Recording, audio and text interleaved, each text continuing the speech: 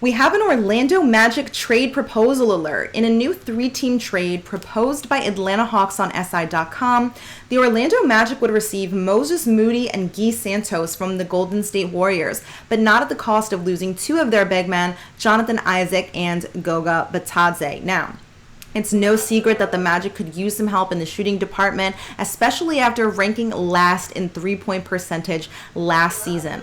But would the Magic be willing to part ways with these pieces that have been so essential to the team's defensive identity? And more importantly, should they? These are the questions we're going to ask ourselves here today on Magic Digest. I'm going to break down this proposed trade for you guys. But first, what's going on, Magic fans? This is your host, Sam Rodriguez. You already know the deal. If you are not subscribed to the channel, if you are part of this 67.5% of non-subscribers, please do me a favor, stop and hit that subscribe button so I can keep you filled in on all things Orlando Magic. This is going to be such an incredible season for this team, so you're going to want to stay locked in. Now, today we are going to be breaking down this proposed trade from Atlanta Hawks on SI.com.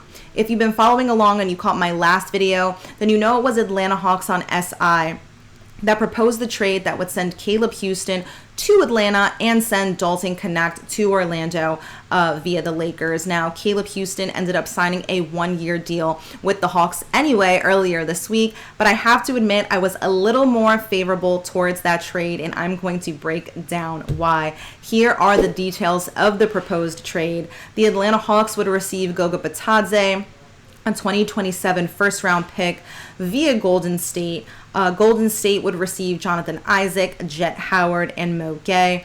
And Orlando would get Moody and Santos. Now, let's break down this trade from the top, starting with Atlanta. But please drop a comment below and let me know what you think about this proposed trade. So the Hawks are getting a first-round pick from the Warriors, which, despite being protected, is obviously still a useful asset. They would also be getting Goga Bitadze, who Magic fans know is a good backup center. We're going to get his stats up for you right here. He had career highs in points per shot attempt last season, and he was in the 86th percentile among bigs on 2-point field goal conversions. He also finished in the 90th percentile or higher and block percentage in the last 4 of 6 seasons. Shout out to Alex Regla of Silver Screen and Roll for those particular stats. All that being said, though, the Hawks would be getting a good rim protector, and relatively efficient scorer at the rim in Goga, and pairing him with a point guard like Trae Young would obviously benefit him even more. He's definitely a really nice option to have off the bench behind their already improved front court of Okongwu and Porzingis. Much like Orlando, Atlanta has not been subtle in their moves this offseason. They're definitely going all in as well in a wide open Eastern Conference. Now, moving on to Golden State getting Jonathan Isaac. And we're going to talk more about Jonathan Isaac on Magic Digest this week. So again, make sure that you're subscribed so you can catch my next video on that. But if you're unaware, Jonathan Isaac has had a bit of a rough career in terms of his injuries. And you can kind of see here how many games he's played each season, completely missing that 2020 and 2021 season with injuries. He suffered a few devastating injuries throughout his career. And just to note, he actually played the second most games of his career last season. All that to say, when Jonathan Isaac is healthy, he's quite effective. He's a great shot blocker. He's an elite defender. Among forwards, he was in the 100th percentile in block percentage. And you can actually see some of his more specific defensive stats up here from Crafted NBA. He was also one of the best offensive rebounders last season across all forwards. There's been a ton of uncertainty around the Warriors' relationship with Jonathan Kuminga, so this could actually be a really good option for them at that 4 position and be a nice pairing with Draymond Green. They already have their offensive weapons in Steph, Jimmy, and Buddy Hield coming off the bench, so they don't have to worry about that there with Jonathan Isaac. But unlike the Magic, unlike the Hawks, the Warriors have been oddly quiet this offseason so far, so I know there's some eyes on them waiting to make a move.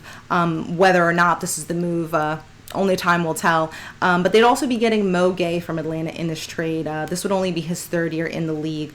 So not a ton to go off there, but he did show some defensive potential last season. And then finally, moving on to the Orlando portion of this trade, the big pickup here would be Moses Moody, who was apparently playing through a UCL injury for a portion of last season, including the playoffs. And we can also get his stats up here for you guys as well. He averaged 9.8 points and 2.6 rebounds per game while shooting 37.4% from three-point range in 74 games during the regular season. So in terms of adding more shooting, the Magic would definitely gain that in Moody. Again, the Magic ranked last in three-point percentage last season, but of course that doesn't take into account all of the Magic's injuries, but again, you would get that in Moody. He would also fit into the Magic's defensive identity after working very closely with Jerry Stackhouse on the Warriors roster, along with some of their other assistant coaches. After the trade to acquire Jimmy Butler, Moody's 109 deflections were the fourth most in the NBA, behind Atlanta's Dyson Daniels, Sacramento's Keon Ellis, and the Clippers' Chris Dunn. So that's the additional plus of acquiring Moody. As for Guy Santos, he's basically in this trade to supplement what's being lost from Isaac in terms of rebounding, although I don't think he can really match that at this point. But those are the details. We'll get those up there for you one more time. Comment below with your thoughts on this trade. There's some good and there's some bad here, but I would vote no. I'll focus on the Magic here, of course, but in losing both Goga and Isaac, you're losing two key pieces to the defensive identity that the Magic takes so much pride in, both shot blocking and rebounding. With regards to Goga, I know the Magic re-signed Mo Wagner, so maybe keeping Goga on the roster is a bit excessive to some. However, Mo Wagner's coming back from an ACL injury, so you don't really know what version of Mo you're getting. So I would just hold off, maybe wait, see how Mo is performing, and then go from there. And then in terms of Jonathan Isaac, listen, I understand that his injury history is concerning, but again, the Magic gave him that contract extension, but so they obviously have a ton of faith in Jonathan Isaac's ability, and when he's healthy, the proof is sort of in the pudding. Again, he's an elite defender when he's healthy. So like I said, I vote no to this trade, but I want to know what you guys think. I also want to know what else you want us to cover here on Magic Digest during this off season, as we wait for the regular season to sort of roll around. Again, with the acquisition of Desmond Bane and Tyus Jones, this is going to be a really, really interesting season for the Magic in an Eastern Conference that's completely wide open.